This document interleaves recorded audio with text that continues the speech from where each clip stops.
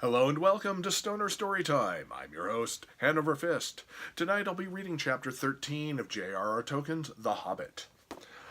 But before you start with Stoner Storytime, it always helps if you're going to be stoned. Tonight I've got the Magneto loaded with some Jedi I got back around Christmas time. It's a nice pretty gram. And for the art piece tonight, so you have something to look besides my ugly mug, we've got a metal engraving. I'm kind of out of good quilts of Mom's that she has made herself, so now I'm kind of harvesting her art to find her taste in art and, her taste in pretties. So, hopefully you have the access and the ability and blah, blah, blah, blah, blah. All kinds of fun. Anyway, hopefully you have the weeds to join along with me in my tongue-tied state. Edible kicking in. Cheers.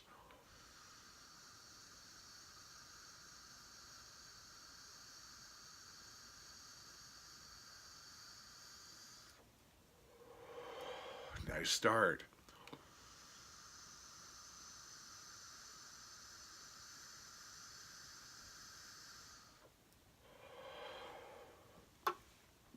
Oh, nice. Yeah, that makes my bookmark with Super Dab Man a little bit more applicable right now. But now, on to Chapter 13, Not at Home. This is just after Smaug took off. In the meanwhile, the dwarves sat in darkness, and utter silence fell about them. Little they ate, and little they spoke. They could not count the passing of time, and they scarcely dared to move, for the whisper of their voices echoed and rustled in the tunnel. If they dozed, they woke still to darkness and to silence going on unbroken. At last, after days and days of waiting, as it seemed, when they were becoming choked and dazed for want of air, they could bear it no longer. They would have almost welcomed sounds from below of the dragon's return. In the silence they feared some cunning devilry of his, but they could not sit there forever. Thorin spoke. "Let us try the door," he said. "I must feel the wind on my face soon or die. I think I would rather be smashed by Smaug in the open than suffocate in here." So several of the dwarves got up and groped back to where the door had been. But they found that the upper end of the tunnel had been shattered and blocked with broken rock. Neither key nor the magic it had once obeyed would ever open that door again. "We're trapped," they groaned. "This is the end. We shall die here." But somehow, just when the dwarves were most despairing, Bilbo felt a strange lightening of the heart, as if a heavy weight had gone from under his waistcoat. "Come, come," he said. "While there's life, there's hope, as my father used to say, and third time pays for all. I am going down the tunnel once again. I have been that way twice, when I knew there was a dragon at the other end. So I will risk a third visit when I am no longer sure. Anyway, the only way out is down, and I think this time you'd better all come with me." In desperation they agreed, and Thorin was the first to go forward by Bilbo's side. "Now do be careful," whispered the hobbit, "and as quiet as you can be. There may be no Smaug at the bottom, but then again there may be. Don't let us take any unnecessary risks." Down, down, down they went. The dwarves could not, of course, compare with the hobbit in real stealth, and they made a deal of puffing and shuffling which echoes magnified alarmingly. But though every now and again Bilbo in fear stopped and listened, not a sound stirred below. Near the bottom, as well as he could judge, Bilbo slipped on his ring and went ahead, but he did not need it. The darkness was complete, and they were all invisible, ring or no ring. In fact, so black was it that the hobbit came to the opening unexpectedly, put his hand on air, and stumbled forward and rolled headlong into the hall. There he lay face downwards on the floor and did not dare to get up or hardly even to breathe, but nothing moved. There was not a gleam of light, unless, as it seemed to him, when at last he slowly raised his head, there was a pale white glint above him and far off in the gloom. But certainly it was not the spark of dragon fire, though the worm stench was heavy in the place, and the taste of vapor was on his tongue. At length Mr. Baggins could bear it no longer. "Confound you, Smaug, you worm!" he squeaked aloud. "Stop playing hide-and-seek! Give me a light, and then eat me, if you can catch me!" Faint echoes ran round the unseen hall, but there was no answer. Bilbo got up and found that he did not know in which direction to turn. "Now I wonder what on earth Smaug is playing at," he said. "He's not at home today, or tonight, or whatever it is, I do believe. If Oin and Gloin have not lost their tinder boxes, perhaps we can make a little light and have a look round before the luck turns." "Light!" he cried. "Can anyone make a light?" The dwarves, of course, were very alarmed when Bilbo fell forward down the step with a bump into the hall, and they sat huddled just where he'd left them at the end of the tunnel. "Shh, shh, shh," they hissed when they heard his voice, and though that helped the hobbit to find out where they were, it was some time before he could get anything else out of them. But in the end, when Bilbo actually began to stamp on the floor and screamed out, "Light!" at the top of his shrill voice, Thorin gave way, and Oin and Gloin were sent back to their bundles at the top of the tunnel. After a while, a twinkling gleam showed them returning, Oin with a small pine torch alight in his hand, and Gloin with a bundle of others under his arm. Quickly Bilbo trotted to the door and took the torch, but he could not persuade the dwarves to light the others or to come and join him yet. As Thorin carefully explained, Mr. Baggins was still officially their expert burglar and investigator. If he liked to risk a light, that was his affair. They would wait in the tunnel for his report, so they sat near the door and watched. They saw the little dark shape of the hobbit start across the floor, holding his tiny light aloft. Every now and again, when he was still near enough, they caught a glint and a tinkle as he stumbled on some golden thing. The light grew smaller as he wandered away into the vast hall, and then it began to rise dancing into the air. Bilbo was climbing the great mound of treasure. Soon he stood upon the top, and still went on. Then they saw him halt and stoop for a moment, but they did not know the reason. It was the Arkenstone, the heart of the mountain. So Bilbo guessed from Thorin's description, but indeed there could not be two such gems, even in so marvelous a hoard, even in all the world. Ever as he climbed, the same white gleam had shone before him and drawn his feet towards it. Slowly it grew to a little globe of pallid light. Now as he came near, it was tinged with a flickering sparkle of many colors at the surface, reflected and splintered from the wavering light of his torch. At last he looked down upon it, and he caught his breath. The great jewel shone before his feet of its own inner light, and yet, cut and fashioned by the dwarves who dug it from the heart of the mountain, long ago it took all light that fell upon it and changed it into 10,000 sparks of white radiance, shot with glints of the rainbow. Suddenly Bilbo's arm went towards it, drawn by its enchantment. His small hand would not close about it, for it was a large and heavy gem, but he lifted it, shut his eyes, and put it in his deepest pocket. "Now I am a burglar indeed," thought he, "but I suppose I must tell the dwarves about it some time. They did say I could pick and choose my own share, and I think I would choose this if they took all the rest." All the same, he had an uncomfortable feeling that the picking and choosing had not really meant to include this marvelous gem, and that trouble would yet come of it. Now he went on again. Down the other side of the great mound he climbed, and the spark of his torch vanished from the sight of the watching dwarves. But soon they saw it far away in the distance again, and Bilbo was crossing the floor of the hall. He went on until he came to the great doors at the further side, and there a draught of air refreshed him, but it almost puffed out his light.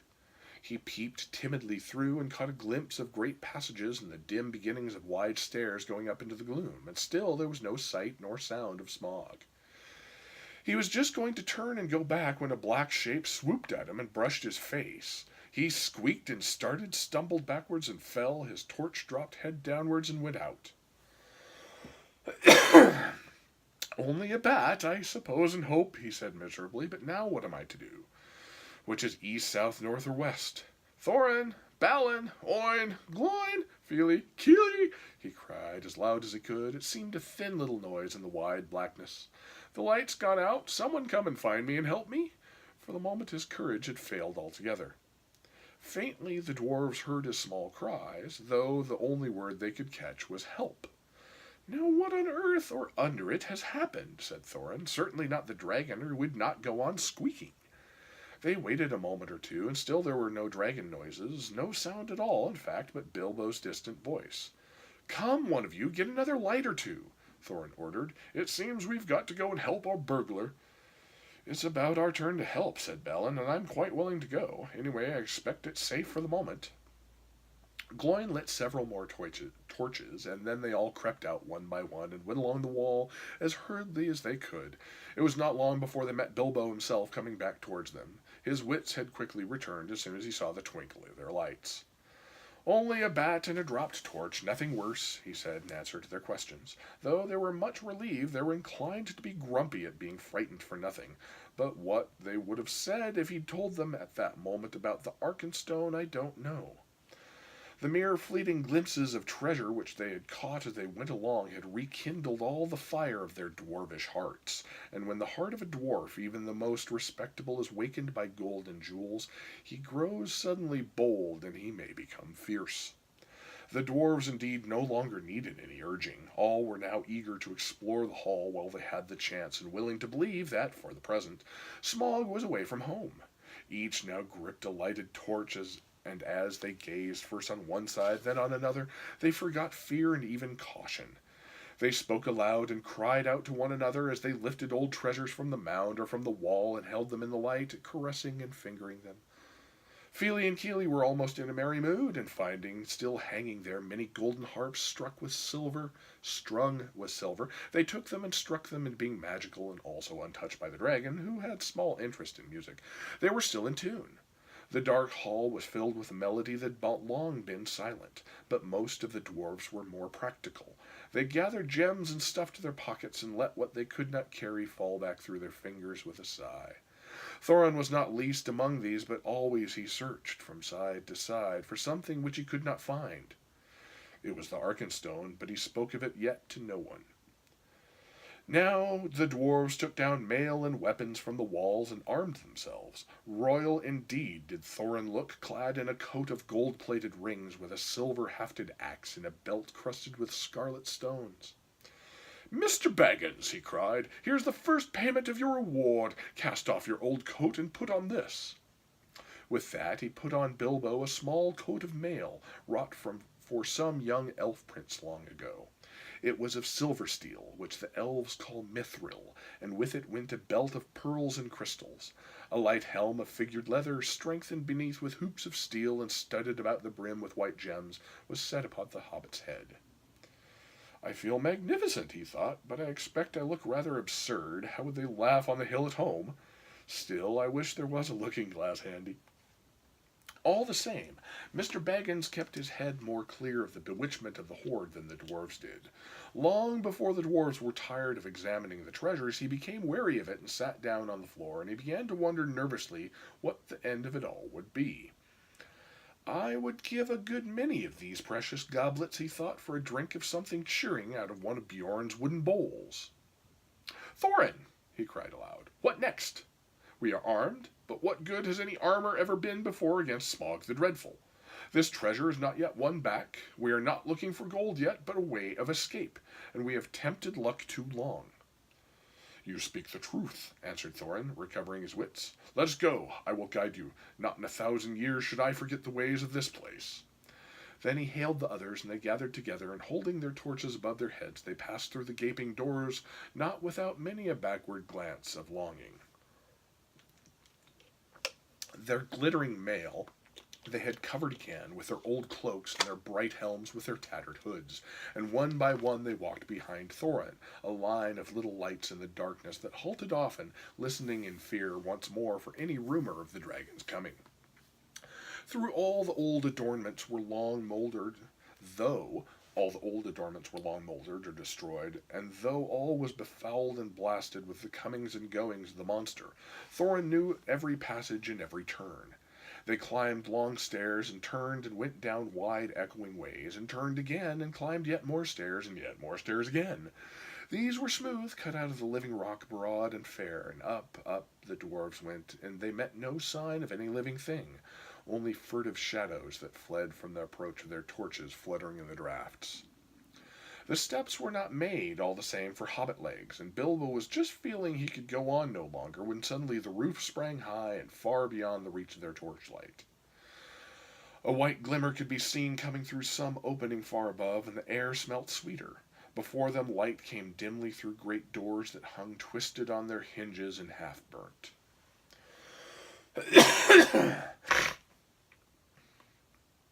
"This is the great chamber of Thror," said Thorin, "the hall of feasting and of council. Not far off now is the front gate." They passed through the ruined chamber. Tables were rotting there, chairs and benches were lying there overturned, charred, and decaying. Skulls and bones were upon the floor and among flagons and bowls and broken drinking horns and dust. As they came through yet more doors at the further end, a sound of water fell upon their ears, and the grey light grew suddenly more full. "There is the birth of the running river," said Thorin. "From here it hastens to the gate. Let us follow it." Out of a dark opening in a wall of rock there issued a boiling water, and it flowed swirling in a narrow channel, carved and made straight and deep by the cunning of ancient hands. Beside it, ran a stone-paved road, wide enough for many men abreast. Swiftly along this they ran, and round a wide sweeping turn, and behold, before them stood the broad light of day. In front of these rose a tall arch, still showing the fragments of old carven work within, worn and splintered and blackened though it was. A misty sun sent its pale light between the arms of the mountain, and beams of gold fell upon the pavement at the threshold. A whirl of bats, frightened from slumber by their smoking torches, flurried over them as they sprang forward, their feet slithered on stones rubbed smooth and slimed by the passing of the dragon. Now before them the water fell noisily outward and foamed down toward the valley. They flung their pale torches to the ground and stood gazing out with dazzled eyes. They were come to the front gate and were looking out upon Dale.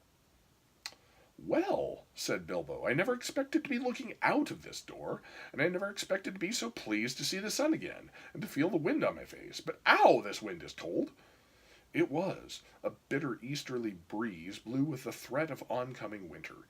It swirled over and round the arms of the mountain into the valley and sighed among the rocks.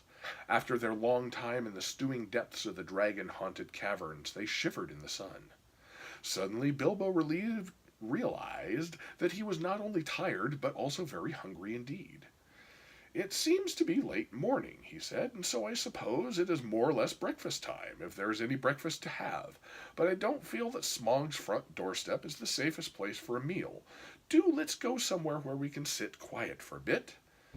"Quite right," said Balin, "and I think I know which way we should go. We ought to make for the old lookout post at the southwest corner of the mountain."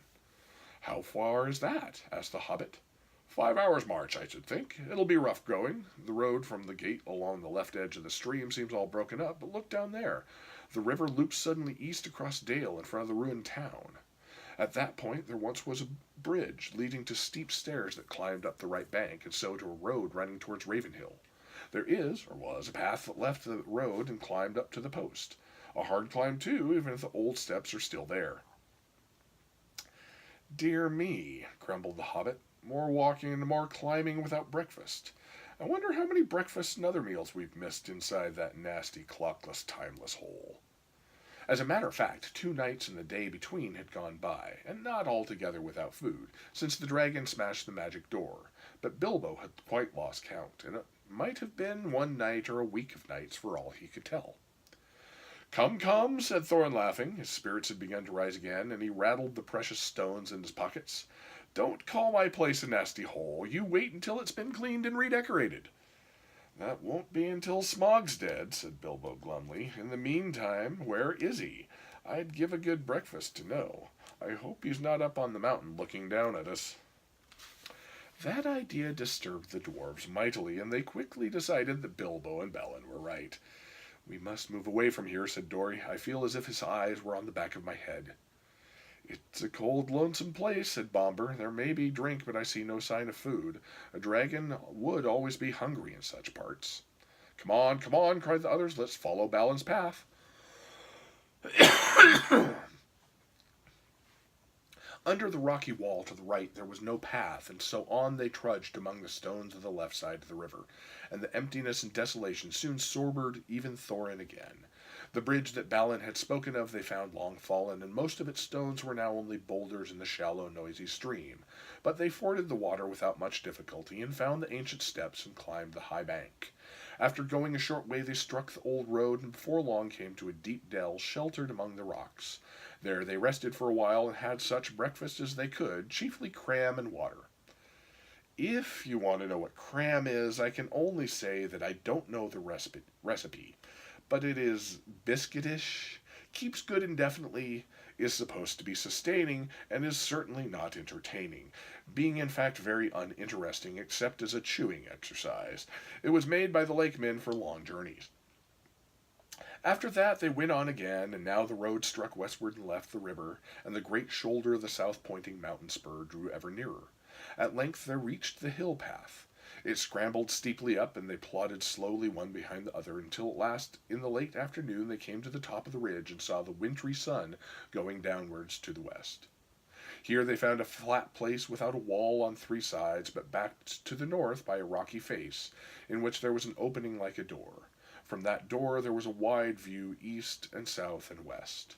"Here," said Balin, "in the old days we used to always keep watchmen, and that door behind leads into a rock-hewn chamber that was made here as a guard-room.